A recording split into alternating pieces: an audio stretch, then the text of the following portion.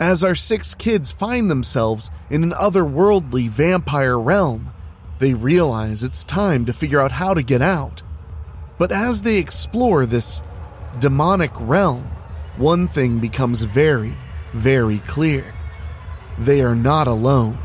The vampires are waiting.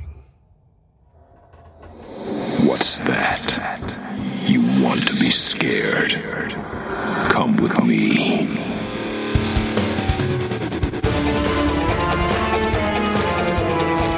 You will experience tales of horror, ghosts, and death. It is not recommended for the weak at heart. Listen in the dark. It's more fun that way. This is Weekly Spooky.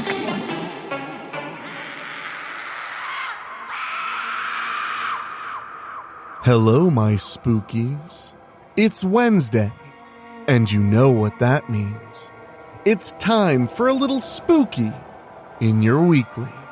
I'm your host and narrator, Enrique Couto, and tonight we're heading into part 2 of our summer scare mini-series, Portals. So if you haven't listened to last week's show yet, I highly recommend hitting pause and giving it a listen. We'll also have a little recap at the beginning to make sure your mind is freshly ready to do battle in the vampire realm. But before we get to that, I want to say a very, very special thank you to you all for tuning in with us. In the summertime, it's really the hardcore spookies who want a little fear in their week. We keep Halloween alive all year long out here, so if this is your first time, well, you're in the right place. And if you want to hang out with us spookies, you can go to Facebook and join our group completely free. It's called Weekly Spooky's Tomb of Terror, where we share fun and scary items to have a laugh and get a couple of chills, especially during the hot summer months. And if you love what we're doing here and you want to support us in a very direct way, you can go to WeeklySpooky.com and click on Patreon for as little as $1 a month. You get 2 bonus shows every single month. And, of course, my undead gratitude. Just head to WeeklySpooky.com, click on Patreon, and join 105 other spookies who help make it possible to bring you the spooky on the weekly and beyond. If you're looking for a way to support us that won't cost you a penny, just head to Apple Podcasts or Spotify and leave us a 5-star rating. It makes a very big difference. But now it's time for the story after these quick words.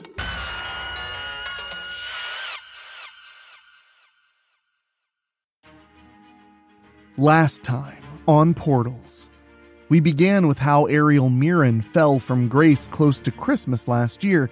In the present day, Ariel Mirren, Madeline Donnerly, and Carter Cross are at the Strickfield Town Center Mall helping Tiffany Donnerly, Madeline's mom, put up an art exhibit at Center Court. Soon, Aileen Donnerly, Bella Tabon, and Felicia Mirren arrive and meet up with the junior high teens. When a bad thunderstorm is coming, Felicia offers to take the junior high teens home. When the storm suddenly upgrades into a tornado, Felicia drives the group underneath a tunnel for safety. Once they exit on the other side, things change for the worst. As the junior high teens are being dropped off at their homes, a mob of vampires arrive and destroy Felicia's car. Our heroes flee into Madeline Donnerly's house. To their horror, Madeline's parents are also vampires and try to attack them. It's then when Bella and Felicia reveal they both have mysterious powers. They get the others into hiding, and cards are laid out on the table, including Madeline's secret of being possessed by Mary Worth. Soon after, a giant bat strikes. First, it takes Aileen and soon bites her arm. Then it grabs Ariel, taking her into the air and looking to flee with her. And now, Portals, Part 2 by Rob Fields. Perspective, Felicia Mirren. That bat escapes right through one of the upper windows with Cousin Ariel. I quickly spring up and start scaling the walls. Soon as I'm at the broken out window, I'm ready to head out. Suddenly, Bella springs up to jump right through it. Out of my way! I come out through the window myself and start leaping from building to building.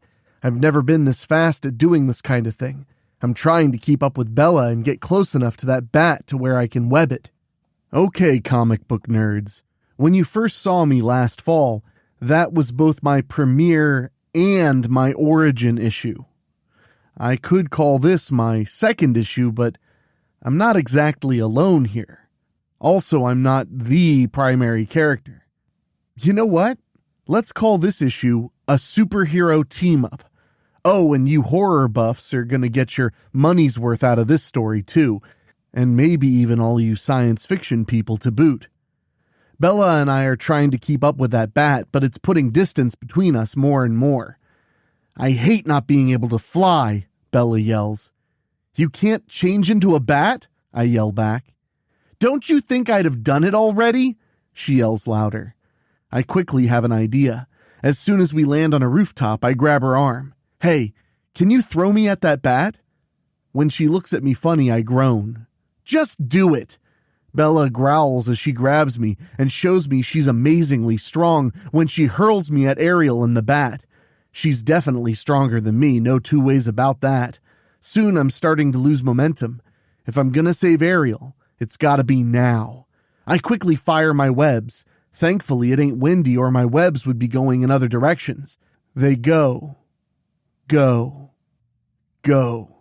Yes! Both my sticky webs hit their marks. The bat flaps its wings faster to try and shake or break my webs. I can't let that happen. Only one thing to do. I concentrate and soon feel my body changing from a human female who can do spider things into a more powerful, giant mutant spider creature. I'm growing additional legs and feeling gray fur sprouting all over my body. I'm also getting another set of eyes and a pair of antennas. The only bad thing about changing into my cute and cuddly spider self is that I lose my clothes aside from t-shirts and tops. I also weigh a lot more in my spider form. As I'm starting to head toward the earth again, I quickly fire some more webs and hit another building. I pull myself to it where I can stick tight. Yeah, you come on back here now, I tell the bat as I'm reining it in. You got something that belongs to me. The bat keeps screeching like nobody's business and flapping real crazy. Help me! Ariel shrieks. The bat's finally got to make a choice. When it drops Ariel, I spring from the building and fire my webs to catch hold of my cousin and bring her to me. I shoot a few more webs and am soon walking tightrope on them. As soon as we're on the rooftop of an apartment building, I set Ariel down. She's not sure what to make of me now. I raise my claw-like hands in front of me. It's okay, cousin. It's me, Felicia. Then Bella's suddenly right there. You really weren't kidding about the whole being a spider thing, Felicia. She looks at Ariel. You okay? Ariel puts her hands to the sides of her head. What is going on here? Cousin Felicia's a giant spider. You're a vampire. Mouse is a ghost. Aileen's a monster hunter. We're in another universe, apparently? She lowers her arms. We're in serious trouble here, aren't we? We're still alive, I remind her. Then look at Bella. Except maybe you, right? Bella glares at me. I'm alive, she sighs. Okay, maybe quasi-undead. I don't breathe, sweat, or have to use toilets. She sighs again. Ariel, none of us are gonna hurt you. Now, what say we get back to the others so they know you're okay? Ariel nods. I'd like that. Bella looks my way. You gonna stay like that? I smirk. Until I can get some pants or shorts. Bella gets it now. Oh. Perspective, Carter Cross. I'm always feeling butterflies whenever I see Ariel Mirren. You'd think it'd be nice and calm. When I see Bella and a giant spider, probably Felicia, coming in with her, the butterflies are going off in my stomach again. Ariel gets off Felicia's back and is on the floor now. "You okay, Ariel?" Aileen asks. "A little scared," she admits. "At least I'm alive." She turns to the giant spider. "Thanks to my cousin here." Now I'm seeing the ghost of Mary Worth. She seems to be looking over Aileen. "You do not appear to show any signs of infection," the ghost tells her. Bella's right there now. "Do you feel any different, Aini?" "I feel fine, Bells," she says. "In fact, I'm all healed up already." Bella says to the ghost, "Thank you."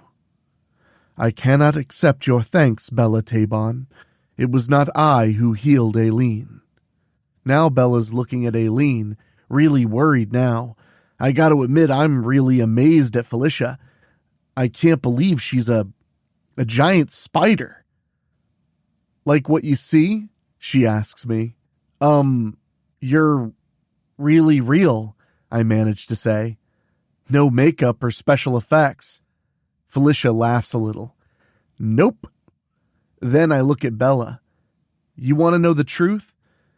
I already knew you were a vampire from the time we were here back on Halloween weekend from the horror-thon. You never glammed me to make me forget." "Don't worry, I never told nobody." Bella smiles. "That's why I didn't glam you. And thanks for keeping my secret." Then Mary Worth raises Madeline's compact and returns into the mirror. Madeline's back with us again. "Okay, what do we do now?" Madeline asks. "We can't stay in here all night." Scratch that. It's always night here." "Maddie's right," Aileen agrees. "We need to come up with a plan." I think I have a bit of an idea. We've all been here at least once, aside from Felicia. Why don't we recap everything and see if we can generate some ideas? Bella turns to Felicia. "You're about to get brought up to speed on this alternate vampire universe, new girl. We've all been here before, at least once." Ariel turns to Madeline. "What does this make for you now, Mouse? 3 times? Madeline groans. "Aw, man. Way to rub it in, Ariel." The 5 of us who've been to this vampire universe before talk about what we've done and how we got back home again each time. Then Ariel throws something out there. "You know, it seems like every time we've managed to go home, something keeps happening to bring us back here." She looks around at everybody. "I know I'd rather not ever have to come back here again, assuming we make it home again. Maybe what we should do is find where these doorways to our universe are being made and put a stop to them once and for all, because you know those vampires are just going to keep opening up portals." The rest of us quickly agree. "Good thinking, Princess," I say. Now she smacks my arm. "I got exiled from my kingdom, and you're still calling me Princess?" I raise my hands in front of me. "Okay, sorry." Ariel calms down. "Oh, I guess it's okay, Carter. Now we just need a plan." "And I'm thinking I got one," Madeline pipes up. "Ariel, remember when it was us girls at Strickfield Town Center Mall last time? Remember how Vampire Mayor Gunter said he made it all happen? I'm thinking a few of us can go to his office and do some snooping." "Based on where we are, Maddie, we can't just walk there," Aileen tells her. "We can try and double back to our houses and see if we still got our mongooses," I say. "Or I can hotwire a car and take us to the mayor's office," Bella says. "Problem is, as soon as those vampires see a car going, they're going to be chasing us down. And between you and me, Bella, we can't fight that many off," Felicia says. "Oh, I got an idea for that too," Madeline pipes up. "We get 2 cars going. One's the decoy. While the vamps follow that one, the other car can head to the mayor's office." "How do we know the vamps won't just chase both cars?" Aileen asks. Madeline shrugs. We don't, but we gotta do something, right? Yeah, Maddie's right, Bella agrees. Okay, that means I gotta hotwire 2 cars. Perspective, Madeline Donnerly. Cousin Aileen's climbing in this beat-up station wagon Belle's got started. Now she's given me this pouty look. I know you're a gamer, Maddie, but I doubt even you can drive a real car. I'm studying the controls and know what I gotta do. Obviously, you ain't never seen me drive. Ariel approaches the car. She's right, Aileen. Carter and I have been there. Mouse drives very well. My friend Bailey was telling me back in December about going to the orphanage in Pendleton. Mouse drove everybody there and back like she had a license. Aileen's upset and points at her. Stop calling Maddie Mouse. I glance over at Aileen. It's okay, I don't mind, really. She's still mad. No, it's not, Maddie. Don't you understand people are making fun of you? They called me Mouse for years, knowing how much I hated it. I shrug. Again, Aileen, it's okay. Nothing can hurt you if you use it as a strength. I know I'm little, and I squeak when I'm talking. It ain't keeping me from doing what I like, Ariel tells Aileen. She has a sign on her bedroom door that says, Welcome to the Mouse Hole. I nod quickly. Yeah, now I'm going to go play mouse again when I drive to Mayor Gunter's office and go sneaking around. Aileen points at me. Not without me, you're not. I'm coming with you too, Mouse, Ariel says. Just then, Bells comes to the car. Again, you sure you can drive, Maddie? I mean, don't you want either me or Felicia with you? I pat my jacket. I got my compact if I need Mary Worth. Trust me, Bells. I got this. Now Bells is folding her arms in front of her. Yeah? Show me. Don't go away. Weekly Spooky will be right back.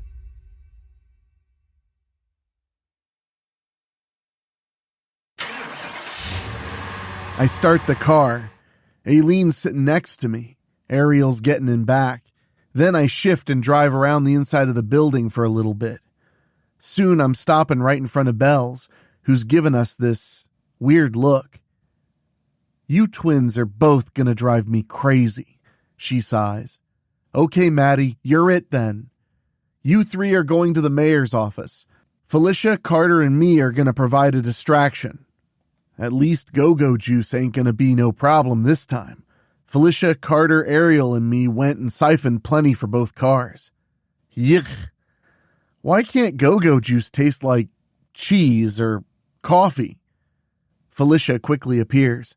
She's human again. Guess she found sweatpants when she was out. Okay, we're ready at our end when you are. Too bad our phones don't work here, Ariel mutters. It would be nice if we could communicate with each other somehow. Felicia quickly raises her finger. Yeah, about that. She goes away for a moment, then comes back. Here, take this.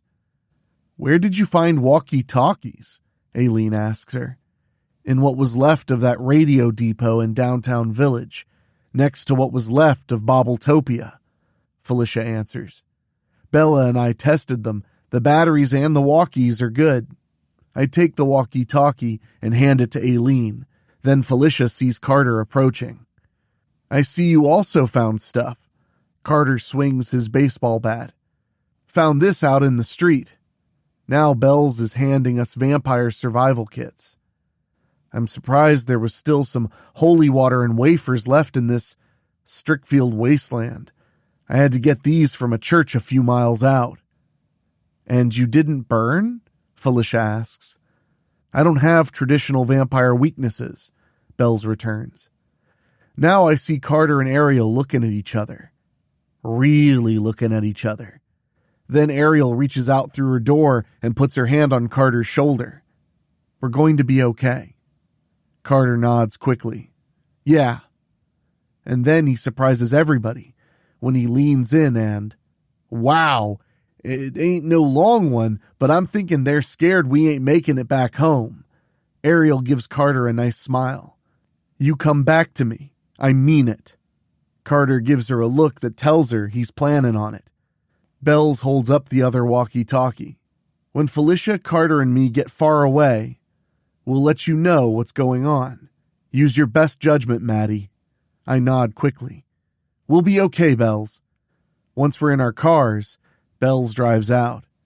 Stand by, Bells says on our walkie-talkie. Perspective, Aileen Donnerly.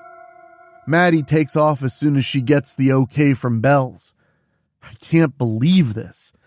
Maddie's only 13 and in the 7th grade, and she's driving a car, like she's always been able to.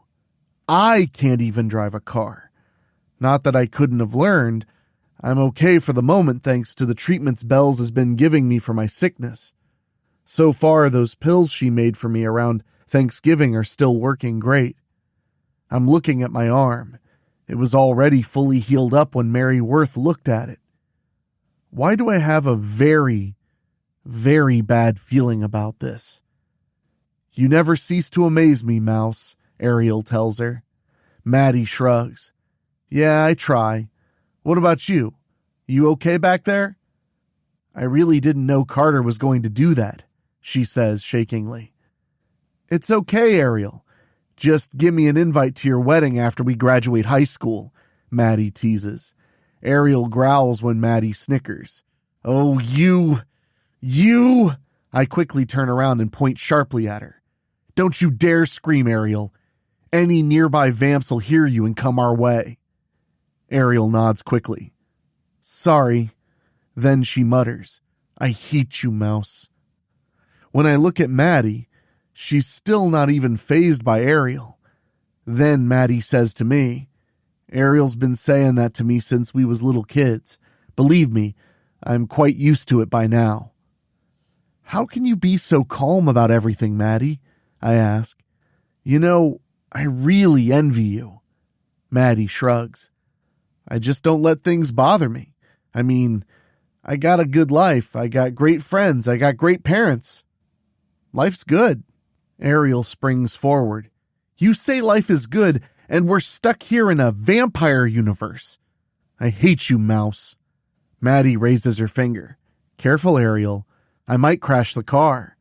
Ariel shakes her finger. Oh, you just wait till we're back home. We keep moving until Maddie stashes the car. Then we get out and move to Mayor Patrick Gunter's office. Now it's my turn to show I've got a few surprises of my own. First off, I pick the lock to get inside one of the side doors. Bells has really been teaching me things since we started getting more into our friendship. I suppose I shouldn't envy Maddie so much. Bells is my one real friend, even though we're hanging out with Felicia Mirren more these days. More and more us cheerleaders are kind of becoming a circle of friends. I don't think I'd still be here today if it wasn't for Bells. When I got my sickness, I was told I didn't have long to live. I've always had a weak immune system. Even the common cold could lay me up and make me miss school for a good week. In fact, I missed so much school due to being sick that I'm repeating my senior year. Even then, Maddie often came by to see me. I'm still feeling that sense of insecurity, I guess. I guess I just don't want to be alone in the world. I've come to love having Bells and Maddie in my life. I guess I just don't want us to ever drift apart. That's not an unreasonable thing to ask, is it? Before long, we find Mayor Gunter's office and go inside. I already gave night vision glasses to Maddie and Ariel. Now we're snooping around. I see maps around the office and look at them. Now, I don't have a photographic memory, but I do know Strickfield well enough to know when things look way off. You find something, Aileen? Ariel asks. I think so, I reply. Take a good look at these maps. See anything odd? Yeah, right here. Ariel points to it. Since when do we have a nuclear power plant? Maddie finishes for her. I ain't no high school senior like you, Aileen, but I'm already thinking things. Ariel gulps. Do I even want to know? If there's a nuclear power plant in this Strickfield, it's probably tied to how those vamps are powering their portals to our universe, I translate. That's what you came up with, right, Maddie? She gulps herself and nods quickly. Uh-huh. Then I pull out my smartphone. We can't call or send texts, but our cameras are still good. Maddie's got our walkie-talkie and lets the other group know what's going on. Felicia's talking to us. The vampires are still chasing them. Then we hear bells say they're going to make themselves scarce and then make their way over to us. After I finish taking pics, we look around Mayor Gunter's office some more, but we don't really find anything worth holding on to. Suddenly, the lights come on. Next thing we know, the door to the mayor's office comes flying away. Now, Mayor Patrick Gunter himself is looking right at us. Did you really think I wouldn't know if someone was breaking into my office? He growls. The three of us hold up our crucifixes and drive him back with our faith in them. It's not long before he glares at them and causes them to burst into flames. We quickly drop our crosses and get out of the office. We're quick to find out Mayor Gunter's not alone. He's got lots of vampires under his command. The three of us are running for all we're worth. We know we can't run long, especially not when vampires can warp. We quickly manage to get back outside. That's when we see the other car coming. Help's arrived, and just in time. Perspective, Bella Tabon. As soon as I brake to a stop, Aini, Maddie, and Ariel are running to our car. Vamps jump out through the broken out windows and land on us. It don't take them long to start ripping the car apart. The same as what happened to Felicia's SUV. Felicia and I get out and start beating those vamps back. I can't believe how well the cheerleading captain herself is holding her own. Then Aini joins in the fight and is using these new toys she's whipped up. She's got sun lamps attached to her wrists and is using them to drive the vamps back. I can't stand Aini's older brother Martin, but I do agree with him when he calls her Einstein on account of her gifted intelligence. That's how I came to call her Aini for short. She gives it back to me by calling me Bells. Since I really like her cousin Maddie, I let her get away with calling me Bells too. Maddie reaches us and pulls out her compact. Yeah, I'd say it's time for Mary Worth to lend a hand. But suddenly Aini's toys overload and stop working. Maddie's compact also catches fire. Then we see Mayor Gunter did all this with his cheap parlor tricks. Now he orders the other vampires to take us. This scene is really not looking all that good for the six of us. As a master vampire, I have tremendous power. I can hold off a bunch of these regular vamps all by myself. But there are just so many of them. Even if Felicia were to morph back into her spider form, they'd still overpower all of us. And they do. We're eventually taken down and loaded into an armored car and taken away. I'm surprised they didn't just kill all of us. It ain't long before we're inside some strange place. I mean, I know I've never seen it before, even back home. We're all placed into these cages. As soon as we're locked up, these energies appear around our cells. I wouldn't touch the bars if I were you, Mayor Gunter warns us. There's enough of this special voltage to overwhelm even you, I'm sure. Yeah, he directed that last part at me. Now Mayor Gunter points to Ariel and Maddie. I'm sure you two are wondering what became of Harmony Mirren. I haven't forgotten how she helped you to escape me the last time we encountered you. He chuckles coldly. I'm not sorry to say. She didn't survive. My legions overwhelmed her the same as they did you. The only difference is that I wanted all of you alive. Harmony Mirren is quite departed from this world and will never trouble us again. Why are we so important to you? Felicia demands. Why not just kill us too? In good time, my dear. Mayor Gunter chuckles. But now, I believe that a little story time is in order.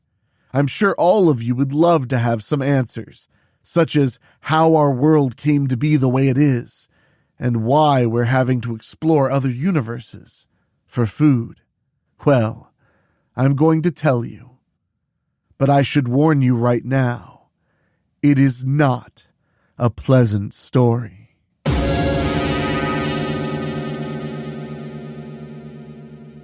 Ooh, it looks like next week we're going to get a little crash course in the history of the vampire dimension in Strickfield. I can't wait to share it with you next Wednesday, right here at Weekly Spooky. So I hope everybody out there is having a safe and fun summer. I just spent yesterday in the hot sun doing some home improvement work and painting. And boy howdy, is it hot out there. So make sure you stay in the shade and have a nice cold drink handy at all times. Don't do what I did and get a little too dehydrated, because that, my friends, is beyond spooky. I also want to say thank you all so much for joining up on the Patreon. It makes a huge difference and helps me keep the show going and going and going. So if you want to join and you've been putting it off for a while, now is the perfect time to go to WeeklySpooky.com, click on Patreon, and sign up for $1 a month or more, if you so choose. We now have over 105 backers, and it really means the world to me. And I want to say an extra special thank you to our Patreon podcast boosters, folks who pay just a little bit more to hear their names at the end of the show. And they are Johnny Nix, Jenny Green, Brent McCullough, Karen Weemet, Jack Kerr, and Craig Cohen. If you want to hear your name at the end of the show, just go to weeklyspooky.com, click on Patreon, and select a tier at $15 a month or higher. And for your trouble, you'll get to hear your name through my silky, smooth voice. Well, my friends, it's about time for me to get back to work. There's so much more spooky to bring you, so please stay safe out there and know that I really appreciate you guys tuning in every single week. Make sure you're subscribed on your favorite podcasting app, and I'll be right back before you know it. So for myself, for my executive producers Rob Fields, Mark Shields, and Bobbletopia.com, my producer Dan Wilder, and our composer Ray Mattis, I'll catch you next time. Thank you for listening. Make sure to find your way back next week. But for now, you are safe. Trust me.